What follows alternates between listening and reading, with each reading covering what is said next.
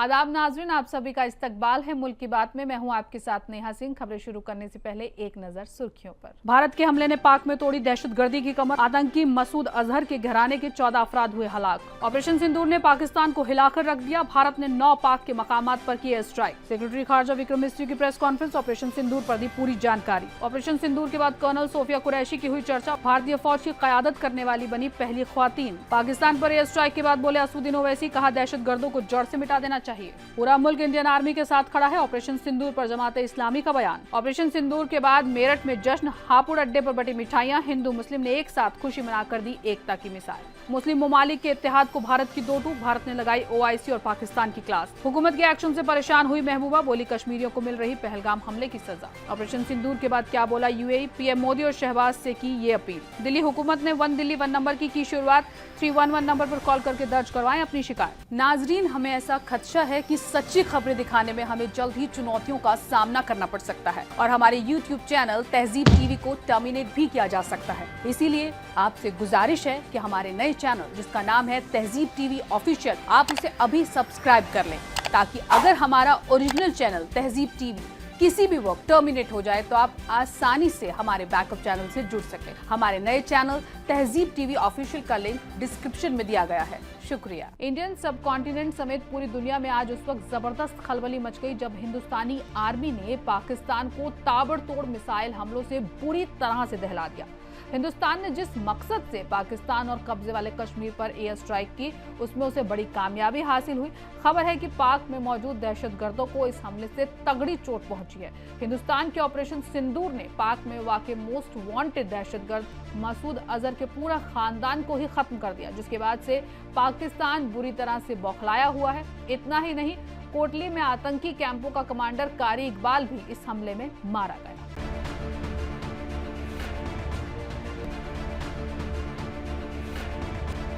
22 अप्रैल को पाकिस्तान की तरफ से आए हुए दहशतगर्दों ने जम्मू कश्मीर के पहलगाम में जो खून बहाया, उस हादसे ने हिंदुस्तान समेत पूरी दुनिया को हिलाकर रख दिया था। उस दिन से पूरा मुल्क बदले की आग में जल रहा था। देश के अलग अलग हिस्सों में बड़े बड़े एहतजाज हो रहे थे और पहलगाम अटैक में मारे गए लोगों के लिए इंसाफ की गुहार लगाई जा रही थी। हिंदुस्तान और पाकिस्तान के बीच तनाजा दिन ब दिन गर्माता जा रहा था। एक बड़ी जंग के इम्कान काफी लंबे वक्त से जाहिर किए जा रहे थे, जो बीती रात सच हो गए। हिंदुस्तान ने आज बड़े पैमाने पर जंग के पेशे नजर मॉक ड्रिल करने का ऐलान किया था, लेकिन हिंदुस्तान ने पाकिस्तान पर जबरदस्त एयर स्ट्राइक कर पूरी दुनिया को हिला दिया। अल जजीरा के मुताबिक आज की सुबह पाकिस्तान और पाकिस्तान की ज़ेरे हुकूमत कश्मीर के कुछ हिस्सों में भारत के जरिए कई मिसाइल हमले किए गए। पाकिस्तान की सेना ने कहा कि भारतीय मिसाइलों ने 6 शहरों पर हमला किया। हमले में पंजाब सूबे के 4 अलग अलग मकाम शामिल हैं। 1971 में दोनों पड़ोसी देशों के बीच हुई जंग के बाद पहली बार भारत ने पाकिस्तान के सबसे अधिक आबादी वाले सूबे पर इतना बड़ा हमला किया। भारत के मुताबिक उसने ऑपरेशन सिंदूर में दहशतगर्दी के 9 मकामों को निशाना बनाया। इस हमले की सबसे बड़ी खासियत ये रही कि हिंदुस्तान ने जिस मकसद से पाकिस्तान पर एयर स्ट्राइक की, उसमें हिंदुस्तान को बड़ी कामयाबी मिली। भारत पाक के दरमियान सालों से जारी कशीदगी की एक सबसे बड़ी और अहम वजह है पाकिस्तान में पनप रहा आतंकवाद। हिंदुस्तान ने अपने हमले में पाक में पनप रहे बड़े बड़े दहशतगर्दों और उनके ठिकानों को निशाना बनाकर बड़े हमले किए। भारतीय फौज के ऑपरेशन सिंदूर ने जैश ए मोहम्मद के सरगना मौलाना मसूद अजहर की बुनियाद हिलाकर रख दी। इस हमले में मसूद के परिवार के 14 लोगों के मारे जाने की खबर है। इसमें मसूद की पत्नी, बेटा और भाई भी शामिल है। जैश ए मोहम्मद के सरगना मौलाना मसूद अजहर की ओर से जारी किए गए बयान में कहा गया कि भारत के जरिए बहलावलपुर में जामिया मस्जिद सुभान अल्लाह पर किए गए हमले में उनके परिवार के 14 मेंबर और 4 करीबी साथी मारे गए। भारत के हमले में आतंकी कारी मोहम्मद इकबाल की भी मौत हुई है। कारी इकबाल की कोटली में चलने वाली आतंकी कैंप का कमांडर था। कारी इकबाल के साथ हमले में 10 दीगर आतंकी भी मारे गए हैं। ऑपरेशन सिंदूर में बिलाल आतंकी कैंप के चीफ याकूब मुगल की भी मौत हुई है। दहशतगर्दी के खिलाफ जारी जंग के बीच हिंदुस्तान ने ये वाजे कर दिया कि ऑपरेशन सिंदूर के दौरान निशाना सिर्फ और सिर्फ आतंकवादी ठिकाने थे, ना कि आम शहरी। डिफेंस मिनिस्टर राजनाथ सिंह ने कहा कि पाकिस्तान और पाकिस्तान के ज़ेरे हुकूमत वाले कश्मीर पर भारत ने रात भर के हमलों में नागरिकों को कोई नुकसान नहीं पहुंचाया। राजनाथ सिंह ने कहा, हमने केवल उन लोगों पर हमला किया जिन्होंने बेगुनाह लोगों को मारा।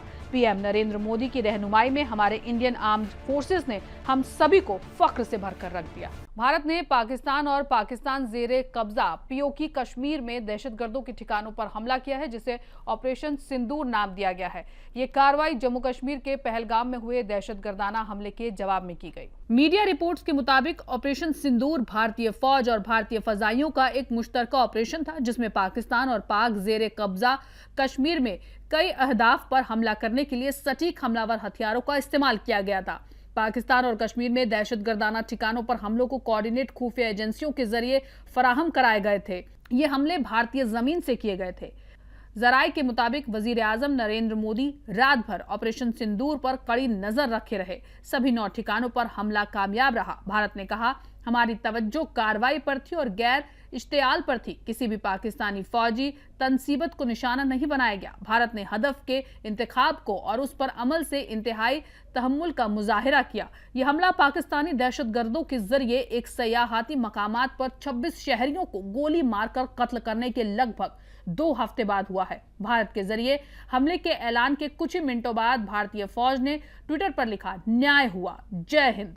भारतीय मिसाइल हमलों में पाकिस्तानी सरहद में 3 जगहों मुजफ्फराबाद, कोटली और बहवलपुर के अहमद ईस्ट को निशाना बनाया गया। इंटर सर्विसेज पब्लिक रिलेशन के डायरेक्टर लेफ्टिनेंट जनरल अहमद शरीफ चौधरी के मुताबिक हमले में एक बच्चे की मौत हो गई, जबकि एक मर्द और एक खातून शदीद जख्मी हो गए।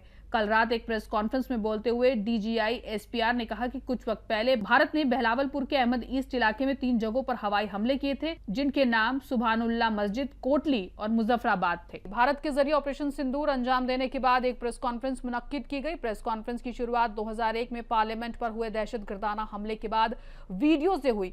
फौज की तरफ से कर्नल सोफिया कुरैशी और फिजाइया की तरफ से स्क्वाड्रन लीडर व्योमिका सिंह ने भारतीय डिफाई फोर्स की कार्रवाइयों की जानकारी दी।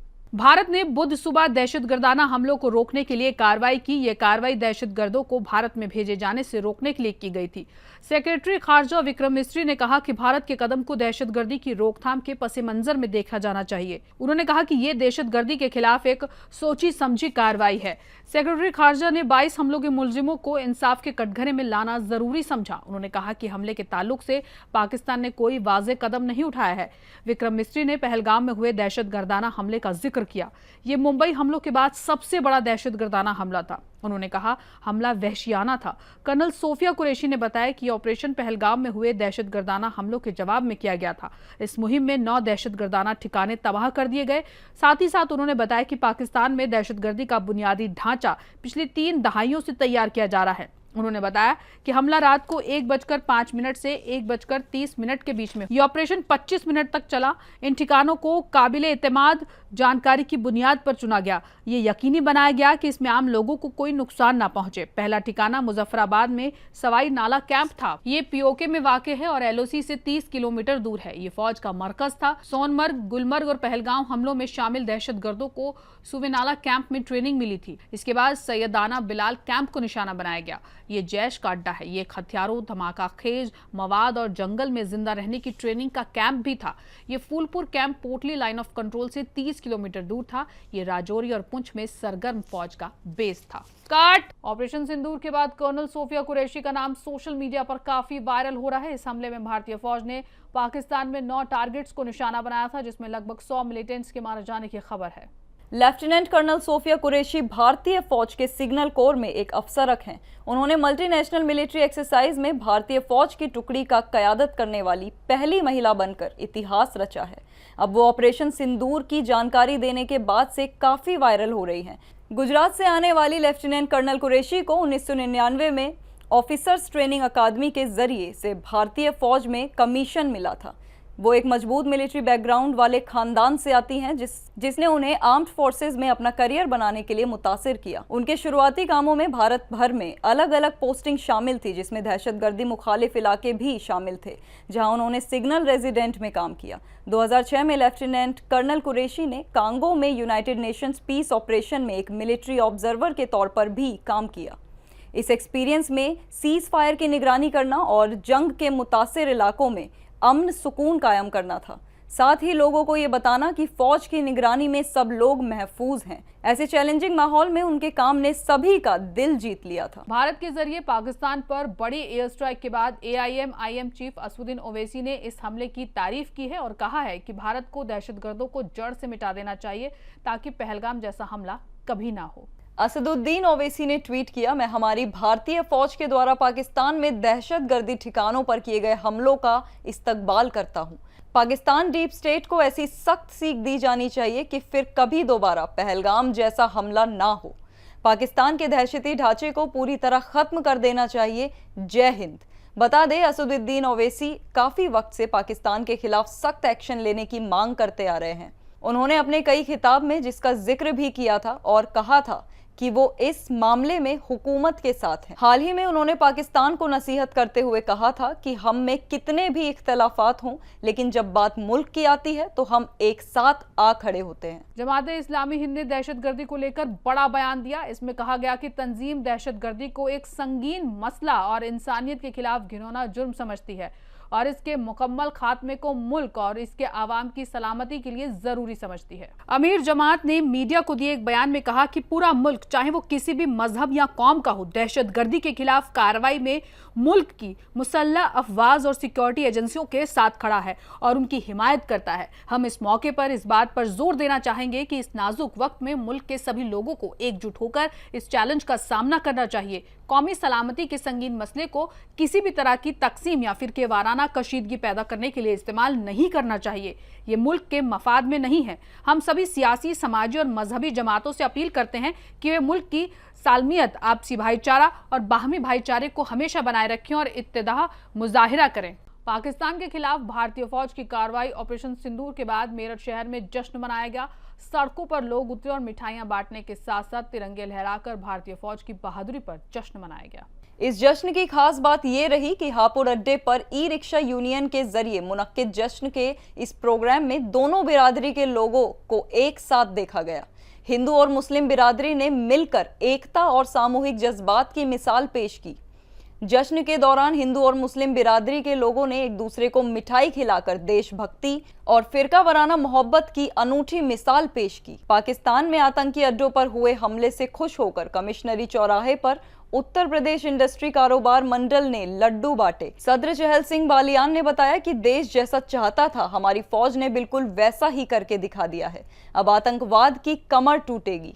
भारत ने मंगल को इस्लामिक इत्तेहादी तंजीम को उसके हालिया बयान को लेकर जमकर फटकार लगाई। ये बयान 22 अप्रैल को कश्मीर के पहलगाम में हुए दर्दनाक आतंकी हमले पर जारी किया गया था, जिसमें 26 शहरियों की जान गई थी। वजारत खारजा ने OIC के बयान को बेतुका और सियासत से मोटिवेटेड बताते हुए साफ कहा कि पाकिस्तान इस तंजीम का इस्तेमाल भारत के खिलाफ झूठ फैलाने के लिए कर रहा है। वजारत खारजा ने अपने बयान में कहा, OIC का ये बयान पाकिस्तान की शह पर जारी किया गया है और इसमें ना तो आतंकी हमले की सच्चाई को कबूल किया गया है और ना ही उसकी सरहद पार से जुड़ी हकीकत को। पाकिस्तान लगातार सीमा पार दहशतगर्दी को बढ़ावा देता आया है और अब OIC को गुमराह कर रहा है। भारत ने यह भी साफ किया कि OIC का ये रवैया उसके अंदरूनी मामलों में सीधी दखलंदाजी है, जिसे बर्दाश्त नहीं किया जाएगा। वजारत ने कहा कि भारत ऐसे मतलबी बयानों को पूरी तरह खारिज करता है। OIC ने अपने बयान में आतंकवाद की मजम्मत तो की, लेकिन पहलगाम हमले के जिम्मेदारों का नाम लेने से परहेज किया, जिससे भारत को यह साफ इशारा मिला कि बयान पाकिस्तान के असर में तैयार किया गया है। ऐसे में भारत ने दो टूक कहा है कि वो आतंकवाद के खिलाफ अपनी लड़ाई में ना झुकेगा, ना रुकेगा और ना ही किसी बाहरी तंजीम को अपने अंदरूनी मामलों में दखल की इजाजत देगा। OIC ने पीर को न्यूयॉर्क से जारी एक बयान में कहा था कि साउथ एशिया में सिक्योरिटी हालात फिक्रमंद है और भारत के जरिए पाकिस्तान पर लगाए गए बेबुनियाद इल्जामों से 22 तनाव बढ़ रहा है। OIC ने यह भी कहा कि भारत की बातें इस खित्ते में पहले से ही मौजूद अदम इस्तेकाम को और बढ़ा सकती हैं। पहलगाम के बैसुन घाटी में बीते 22 अप्रैल को दहशतगर्दों ने हमला कर 26 लोगों का बेरहमी से कत्ल कर दिया था। इस घटना के बाद सिक्योरिटी एजेंसियां लगातार दहशतगर्दों के खिलाफ कार्रवाई करने में जुटी हैं। सिक्योरिटी एजेंसियों के जरिए की जा रही लगातार कार्रवाई पर पीपल्स डेमोक्रेटिक पार्टी यानी कि PDP की चीफ महबूबा मुफ्ती ने संगीन इल्जाम लगाए हैं। जम्मू कश्मीर की साबिक मुख्यमंत्री महबूबा मुफ्ती ने 6 मई को उपराज्यपाल मनोज सिन्हा को एक खत लिखा। इस खत में महबूबा मुफ्ती ने दावा किया कि घाटी में लोगों पर कलेक्टिव पनिशमेंट थोप दी गई है। उन्होंने कहा अब तक 3000 से ज्यादा लोगों को गिरफ्तार किया गया है, जबकि करीब 100 लोगों पर पब्लिक सेफ्टी एक्ट PSA लगाया गया है। महबूबा मुफ्ती ने लिखा, इतनी बड़ी तादाद में लोगों के खिलाफ कार्रवाई चिंताजनक है। ये इंसाफ नहीं बल्कि ये सजा जैसा मालूम पड़ता है। उन्होंने आगे लिखा, इस नजरिए से ना सिर्फ खानदानों के अलग थलग होने का खतरा है, बल्कि ये सवाल भी उठता है कि ये हमें कहां ले जाएगा। दहशतगर्दी के खिलाफ कश्मीरियों की बेमिसाल राय का जिक्र करते हुए महबूबा मुफ्ती ने कहा, अलग अलग सिक्योरिटी एजेंसियों की राय जांच कम और बिना किसी सबूत के भेदभाव की तरह की गई सख्त कार्रवाई ज्यादा दिखती है। इस मामले में तुरंत दखलंदाजी करें और बेकसूर लोगों की रिहाई करें। उन्होंने कहा, बिना किसी जांच के कश्मीरियों को परेशान ना किया जाए। यूनाइटेड अरब अमीरात UAE के साबिक वजीर आजम और वजीर खारजा अब्दुल बिन जायद अल नाहयान ने और भारत और पाकिस्तान से अपील की है कि वे सब्र बरतें, तनाव को बढ़ने से रोकें और किसी भी तरह के हालात को और खराब होने से बचाएं।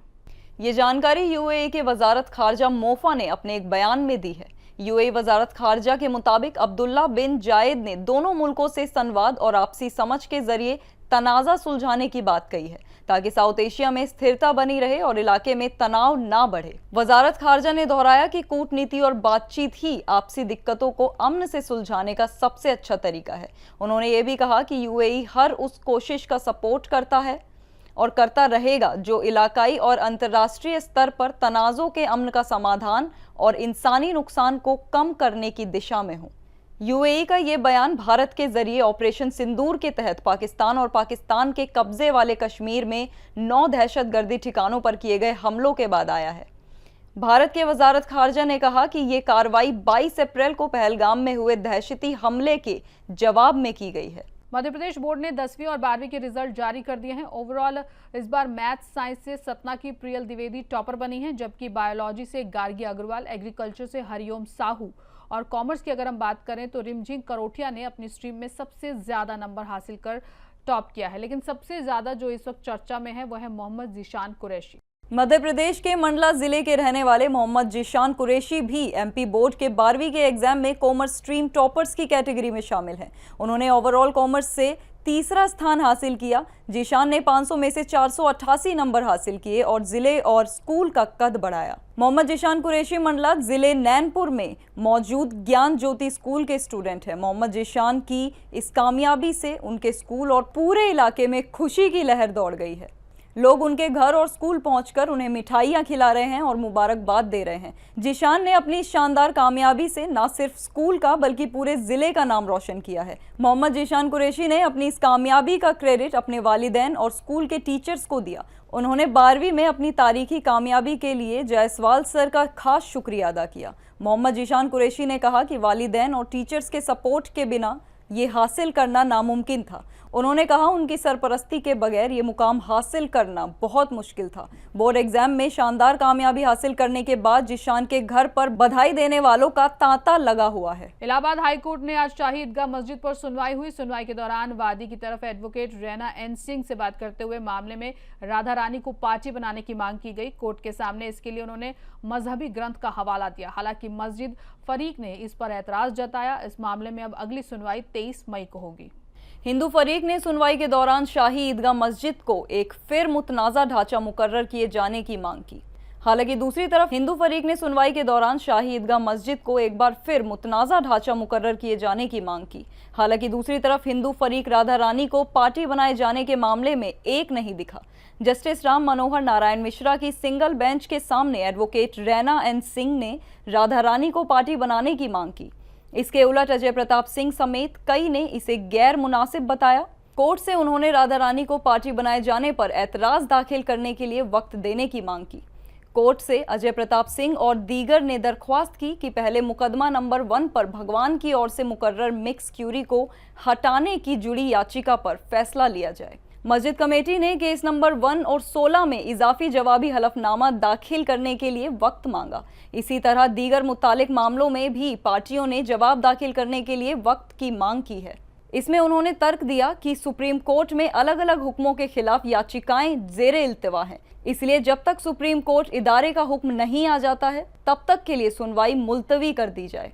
केस नंबर 13 में एडवोकेट महेंद्र प्रताप सिंह ने मस्जिद कमेटी के एतराज़ों का जवाब देते हुए मस्जिद को मुतनाज़ा ढांचा मुकर्रर करने की मांग दोहराई और इसके लिए उन्होंने एक हलफनामा दाखिल किया। दिल्ली वालों के लिए खुशखबरी है, अब शहरी सहूलियत की शिकायत के लिए अलग अलग महकमों में जाने की जरूरत नहीं है। दिल्ली सरकार ने वन दिल्ली वन नंबर की शुरुआत की है। अब आप 311 नंबर पर कॉल करके अपनी शिकायत दर्ज करा सकते हैं। जलभराव और टूटी सड़कों जैसी परेशानियों के लिए ये नंबर बहुत फायदेमंद होगा। दिल्ली में एनडीएमसी, एमसीडी, डीडीए और पीडब्ल्यूडी महकमे से जुड़ी सभी शहरी सर्विसेज की शिकायतें एक ही नंबर 311 पर दर्ज की जा सकेंगी।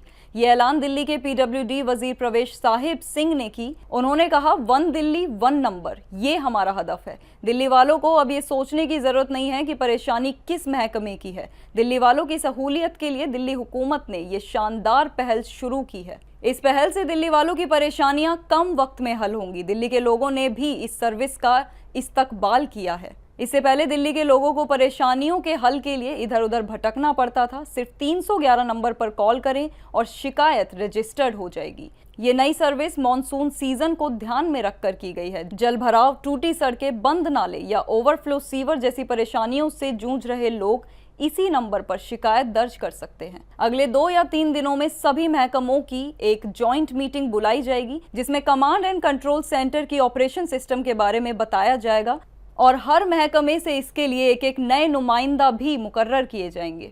पीडब्ल्यूडी वजीर ने कहा कि जल भराव के कितने भी क्रिटिकल पॉइंट्स हैं, उनकी निगरानी सीसीटीवी से ही की जाएगी।